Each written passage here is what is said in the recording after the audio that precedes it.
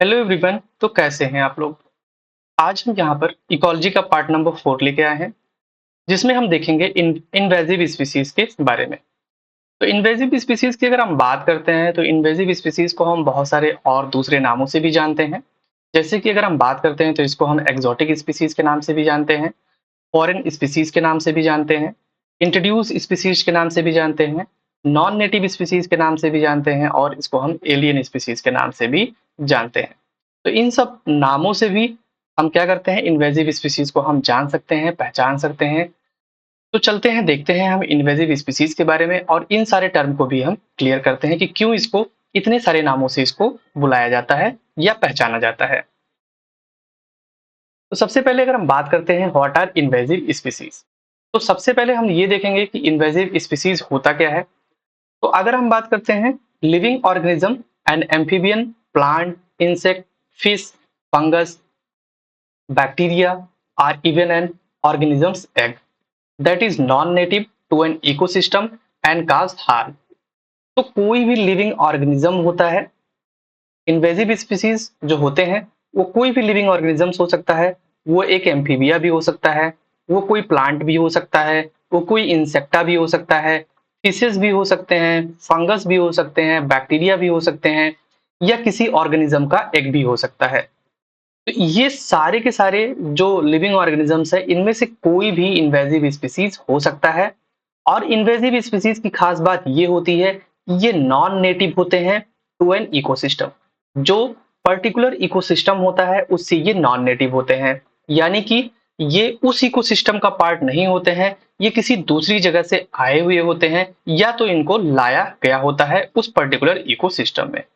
तो ये इकोसिस्टम से जो होते हैं वो नॉन नेटिव होते हैं और बेसिकली ये क्या करते हैं, काज हार्म, और ये बेसिकली हार्म पहुंचाते हैं। तो इन्वेजिव स्पीसीज की खास बात ये हो गई कि वो इकोसिस्टम से नॉन नेटिव होते हैं, यानी कि वो इकोसिस्टम से बाहर के स्पीसीज होते हैं और वो क्या करते हैं, हार्म पहुंचाते हैं। इनको हम बोलते हैं इन्वेजिव स्पीसीज। इन्वेजिव स्पीसीज की अगर हम बात करते हैं तो potential to cause harm and given the label invasive. तो इनके पास जो पोटेंशियल होती है, यानी कि जो इनके पास क्षमता होती है हार्म पहुंचाने की, वो इनके पास जो ये एबिलिटी होती है, इसकी वजह से ही इनको हम बोलते हैं invasive. Then how species become invasive species, कैसे कोई स्पीसीज जो होता है वो इन्वेजिव स्पीसीज हो सकता है, अब हम इसके बारे में बात कर लेते हैं। तो अगर हम बात करते हैं तो not all native species become invasive. तो सारे के सारे हम नॉन नेटिव स्पीसीज की अगर हम बात करते हैं तो सारे के सारे नॉन नेटिव स्पीसीज जो होते हैं वो इन्वेजिव नहीं होते हैं when they are introduced into ये न्यू एरिया। जब किसी नए एरिया में किसी हम नॉन नेटिव स्पीसीज को हम एंट्री करवाते हैं या इंट्रोड्यूस करवाते हैं तो वो सारे के सारे स्पीसीज जो होते हैं वो इन्वेजिव नहीं होते हैं। Lack controlled by natural enemies such as predators, parasites and pathogens that control the species in its home range। तो इनके पास क्या होता है, लैक ऑफ कंट्रोल होता है, यानी कि जो जैसे कि हम बात कर रहे हैं इसमें प्रेडेटर्स की, पैरासाइट्स की या पैथोजेंस की, तो इनका इफेक्ट जो होता है इन इन स्पीसीज के ऊपर जो होता है वो नहीं होता। यानी कि जो नेचुरल एनिमीज होते हैं, जो नेचर में पाए जाने वाले एनिमीज होते हैं, जैसे प्रेडेटर की बात किया हमने, पैरासाइट की बात किया हमने, या हमने पैथोजन की बात किया, तो इन सब नेचुरल एनिमीज का जो कंट्रोल होता है वो इस इन्वेजिव स्पीसीज के ऊपर नहीं होता है। That control the species in its home range. तो ये हो गया बात what are invasive species. Invasive species कहते किसको हैं। Then how species become invasive species, और ये जो स्पीसीज जो नॉर्मल स्पीसीज है वो इन्वेजिव स्पीसीज कैसे हो सकता है, इसके बारे में हमने बात किया। देन हम बात करते हैं harmful effect on invasive species के बारे में कि क्या हार्मफुल इफेक्ट जो होता है वो इन्वेजिव स्पीसीज काज कर सकता है। तो सबसे पहले अगर हम बात करते हैं, ये हार्म करता है इन्वायरमेंट में, यानी कि हार्म द इन्वायरमेंट। दूसरा जो इफेक्ट है वो है leading threats to native wild life. जो नेटिव वाइल्ड लाइफ जो स्पीसीज होते हैं उनके ऊपर ये क्या करता है, थ्रेट काज करता है। Then cause extension of native plants and animals. अगर हम बात करते हैं नेटिव प्लांट्स की, जो उस पर्टिकुलर इकोसिस्टम में वो पहले से रह रहे हैं, यानी कि जो उस इकोसिस्टम के लिए नेटिव है, तो उस प्लांट की बात करें या हम एनिमल की बात करें, तो वो क्या करता है, वो एक्सटेंशन को काज करता है, यानी कि ये वहां से उसको रिमूव करने का ये काम करता है। रिड्यूस बायोडायवर्सिटी, इस तरीके से क्या करता है, ये बायोडायवर्सिटी को रिड्यूस करने का भी काम करता है, क्योंकि अगर उस नेटिव स्पीसीज में जैसे प्लांट हो गए, एनिमल हो गए, उसको वो एक्सटेंड करेगा तो जाहिर सी बात है कि जो बायोडायवर्सिटी होगी वहां की वो रिड्यूस हो जाएगी। देन अगर हम बात करते हैं competing with native organisms for limited resources and altering habitats, तो ये क्या काम करता है, कंपीट करता है, जो वहां के नेटिव ऑर्गेनिजम्स होते हैं उनसे वो कंपीट करता है। किसके लिए कंपीट करता है, जो वहां पे लिमिटेड रिसोर्सेज होते हैं उन उनके लिए वो क्या करता है, वहां के नेटिव स्पीसीज से वो कंपीट करता है और उनके हैबिटेट को वो क्या कर देता है, वो चेंज कर देता है। यानी कि जब नेटिव स्पीसीज किसी भी इकोसिस्टम में एंट्री सॉरी जब ना जो हमारे पास इन्वेजिव स्पीसीज होते हैं, जब वो किसी इकोसिस्टम में एंट्री करते हैं एज ए इन्वेजिव स्पीसीज की तरीके से, तो वहां पे जो रिसोर्सेज होते हैं उन्हीं के ऊपर वो भी क्या करते हैं, डिपेंड होते हैं अपने फूड के लिए। लेकिन जो वहां पे जो नेटिव जो ऑर्गेनिजम्स होते हैं वो भी उसी रिसोर्सेज के ऊपर डिपेंड होते हैं, तो दोनों में क्या होता है, दोनों में कंपटीशन होता है। जो नेटिव स्पीसीज होते हैं और जो नॉन नेटिव यानी कि इन्वेजिव स्पीसीज होते हैं, दोनों के बीच में कंपटीशन होता है उसी लिमिटेड रिसोर्सेज के लिए।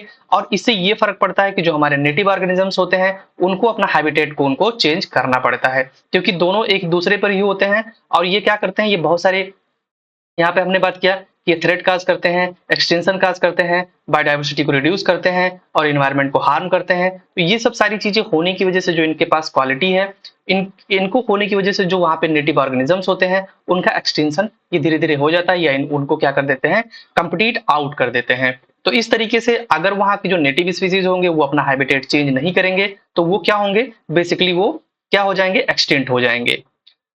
तो इस तरीके से जो इफेक्ट काज करता है इन्वेजिव स्पीसीज, कुछ इस तरीके से हार्मफुल इफेक्ट काज करता है।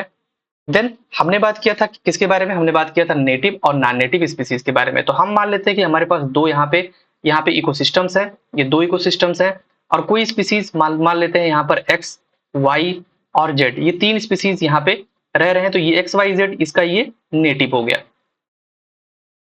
ये नेटिव हो गया। और यहाँ पे हम बात करते हैं ए बी सी स्पीसीज यहाँ पे हैं, तो ये इसके लिए नेटिव हो गया। लेकिन अगर हम नॉन नेटिव की बात करते हैं तो नॉन नेटिव हमारा कुछ इस तरीके से होगा कि ए स्पीसीज जो है, ए स्पीसीज जाकर के इस इकोसिस्टम में जाकर एंट्री मार दे जाए, तो ए जो होगा इसके लिए क्या हो जाएगा, इसके लिए हो जाएगा इन्वेजिव, ये इसके लिए इन्वेजिव हो जाएगा। जबकि अगर हम एक्स की बात करते हैं कि एक्स इस इकोसिस्टम में जाके एंट्री मार दे कुछ इस तरीके से, तो एक्स जो होगा इस इकोसिस्टम के लिए क्या हो जाएगा, इन्वेजिव। तो इस तरीके से हम किसी भी जो नेटिव स्पीसीज होते हैं उनमें कैसे इन्वेजिव स्पीसीज को हम इंट्रोड्यूस करवा सकते हैं या हम किसको इन्वेजिव स्पीसीज बोलते हैं, तो इस तरीके से हम इसको समझ सकते हैं कि कौन सा नेटिव स्पीसीज है और कौन सा इन्वेजिव स्पीसीज है, यानी कि नॉन नेटिव स्पीसीज इसी को बोलते हैं नॉन नेटिव। और इसका इंट्रोडक्शन किसी किसी इकोसिस्टम में हम करवा रहे हैं, इसकी वजह से इसका दूसरा नाम जो होता है वो इंट्रोड्यूस स्पीसीज भी हो जाता है, इंट्रोड्यूस स्पीसीज भी हो जाता है।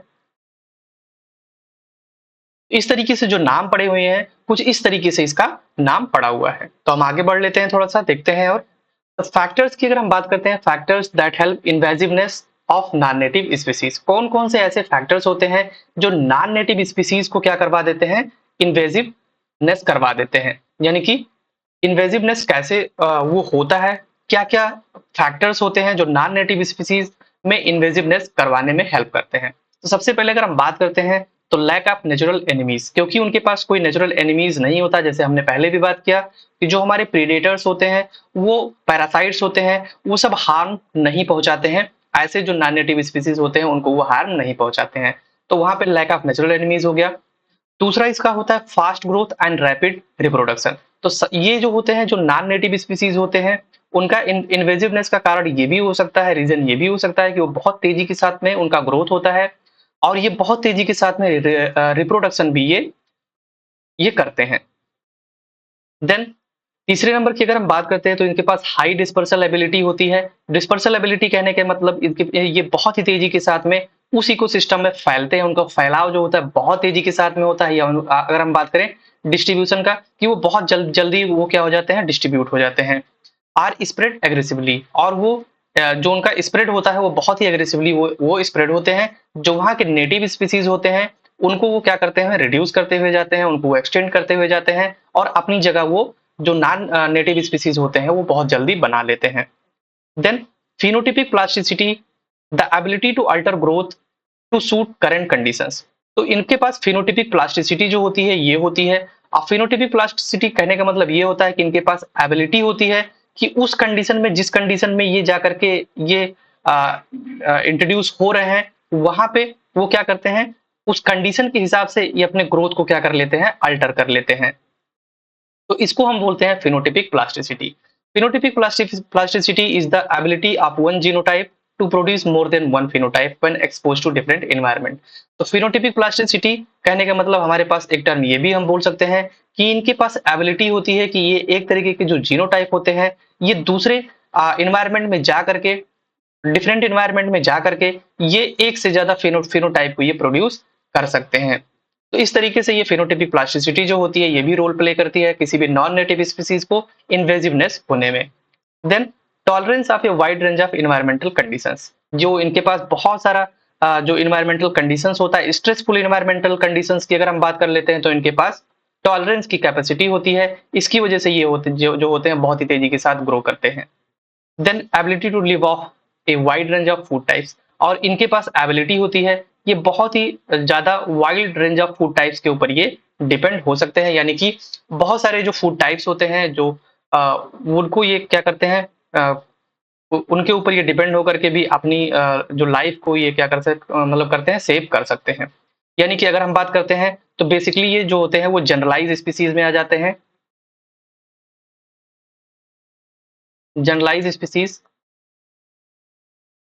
जनरलाइज स्पीसीज में आ जाते हैं, और जनरलाइज स्पीसीज की खास बात ये होती है कि इनके पास जो फूड का रेंज होता है, फूड का रेंज जो होता है वो बहुत ही ज्यादा होता है, यानी कि हाई होता है। तो इस तरीके से ये हम कह सकते हैं कि इनके पास एबिलिटी होती है wide range of food types के ऊपर ये सर्वाइव कर सकते हैं, यानी कि ये बेसिकली जनरलाइज स्पीसीज में आ जाते हैं। देन रिप्रोडक्टिव मोड की अगर हम बात करते हैं तो मैक्सिमम एसेक्सुअल होता है बट सेक्सुअल टू। तो बेसिकली जो ये होते हैं ये बहुत ही ज्यादा एसेक्सुअल रिप्रोडक्शन ये परफॉर्म करते हैं, लेकिन कभी कभी ये सेक्सुअल रिप्रोडक्शन भी परफॉर्म कर सकते हैं। स्पीसीज टाइप की अगर हम बात करते हैं तो स्पीसीज टाइप मैक्सिमम जो होता है आर सिलेक्टेड होता है, लेकिन ये हमेशा आर सिलेक्टेड नहीं होता है। आर सिलेक्टेड कहने का मतलब ये है कि ये बहुत ज्यादा ज्यादा जो होंगे यंग वंस को ये प्रोड्यूस करेंगे। यानी कि जैसे हमने यहाँ पे बात किया था कि fast growth and rapid reproduction होता है, तो fast growth and rapid reproduction कहने का मतलब यही होता है कि इनमें नंबर ऑफ स्पीसीज जो होते हैं बहुत ज्यादा, ये रिप्रोडक्शन के बाद बहुत ज्यादा नंबर ऑफ स्पीसीज को ये क्या करते हैं, प्रोड्यूस करते हैं। Then high competitive ability, last में हम ये देखते हैं कि इनके पास बहुत ही ज्यादा हाई कॉम्पिटेटिव एबिलिटी होती है। हमने इसके पहले भी बात किया कि इनके पास कॉम्पिटेटिव एबिलिटी होती है, इसकी वजह से जो ये उनका जो नेटिव स्पीसीज होते हैं उनके फूड के ऊपर ये कम्पीट करते हैं, और जो नेटिव स्पीसीज होता है उनका वो हैबिटेट चेंज कर देते हैं। तो इस तरीके से ये जो सारे फैक्टर्स हैं वो किसी भी नॉन नेटिव स्पीसीज को इन्वेजिवनेस में कन्वर्ट करने के लिए या इन्वेजिव स्पीसीज में कन्वर्ट करने के लिए ये सारे के सारे फैक्टर्स जो होते हैं वो हेल्पफुल माने जाते हैं। इन्वेजिव स्पीसीज की अगर हम बात करते हैं तो यहाँ पे कुछ एग्जांपल्स हमने रखे हैं, जैसे कि हम बात कर लेते हैं इकॉर्निया की। इकॉर्निया जिसको वाटर हैकेन के नाम से जानते हैं, देन प्रोस्पिस जूलीफोरा, देन उसके बाद में लेंटाना कैमारा, देन ये पार्थिनियम। ये सारी स्पीसीज जो हैं ये इन्वेजिव स्पीसीज के एग्जांपल माने जाते हैं। देन आई थिंक आपको ये इन्वेजिव स्पीसीज का कॉन्सेप्ट पूरा अच्छे से समझ में आ गया होगा। अगर कॉन्सेप्ट अच्छे से समझ में आ गया है तो वीडियो को लाइक जरूर करें, and don't forget to subscribe my YouTube channel biology by S K sir. Thank you so much.